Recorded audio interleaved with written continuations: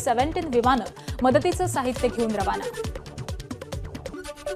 दिल्लीत काल उष्णतेचा अक्षरशः कहर, प्रत्यक्षात तापमान 48.2 अंश सेल्सिअस, पण भास होतोय 51.3 अंश सेल्सिअसचा। 10 जून आणि 28 मे रोजी देखील अशाच तापमानाची नोंद झाली आहे। दिल्लीमध्ये सध्या सामान्य तापमानापेक्षा 3 डिग्री जास्त तापमान आहे। हरियाणाच्या गुरुग्राममध्ये पेट्रोल पंपावरती पैसे न देताच ग्राहक फरार।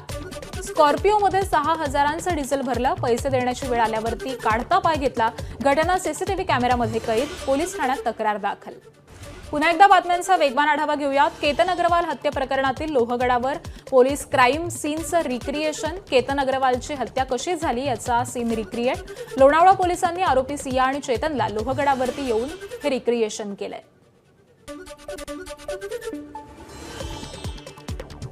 केतन अग्रवाल हत्या प्रकरणी लोणावळा पोलिसांनी चेतन चौधरीची बाईक जप्त केली। याच बाईकने चेतन चौधरी पुण्याहून लोहगडमध्ये आला होता। पोलिसांनी आरोपी चेतन चौधरीचा हेडफोन आणि कपडेही जप्त केलेत। 18 जूनला चेतन चौधरीने घातलेल्या कपड्यांची फॉरेन्सिक तपासणी केली जाणार आहे। सियाच्या आईवडिलांची लोणावळा पोलिसांनी केली 11.5 तास चौकशी। सियाच्या कुटुंबियांना पोलिसांनी अनेक सवाल विचारले।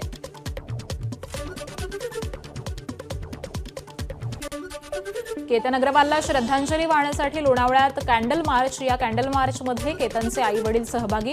केतनला दरीत ढकलताना ज्यांनी पाहिलं त्यांनी पुढे यावं, केतनच्या पालकांचं आवाहन। बीडमधील विलास घुले हत्येप्रकरणी घुले कुटुंबियांनी पोलीस अधीक्षकांची भेट घेतली। मुख्य आरोपी रामेश्वर गायकवाडनं हत्येचा कट रचल्याचा कुटुंबियांचा आरोप। धमकी येत असल्यानं संरक्षण देण्याची पोलीस अधीक्षकांकडे मागणी। विलास घुले हत्या प्रकरणी खासदार बजरंग सोनावणेंचा मुलगा सौरव सोनावणेची एसआयटीकडून चौकशी। तब्बल 4 तास एसआयटीकडून सौरवची चौकशी झाली आहे। प्रश्नांची सरबत्ती करण्यात आली। 20 जूनला केजच्या टाकळीमध्ये विलासची हत्या झाली होती। भिवंडी तालुक्यामधल्या निंबवली गावाच्या हद्दीत टायर गोदामाला आग। 7 ते 8 गोदाम आगीच्या भक्ष्यस्थानी पडून खाक। या आगीमध्ये टायर गोदाम, लाकडाचे गोदाम आणि प्लास्टिक गोदाम जळून खाक झालंय। आगीचं कारण अस्पष्ट आहे। आगीवरती नियंत्रण मिळवण्यात यश आलंय। भिवंडी तालुक्यातल्या येवई गावाच्या हद्दीमध्ये असलेल्या लाकडाच्या वखारीलाही भीषण आग। या आगीमध्ये लाकडाची संपूर्ण वखार जळून खाक। सुदैवानं या घटनेमध्ये कोणतीही जीवितहानी नाही। आगीवरती नियंत्रण मिळवण्यात आता यश आलंय।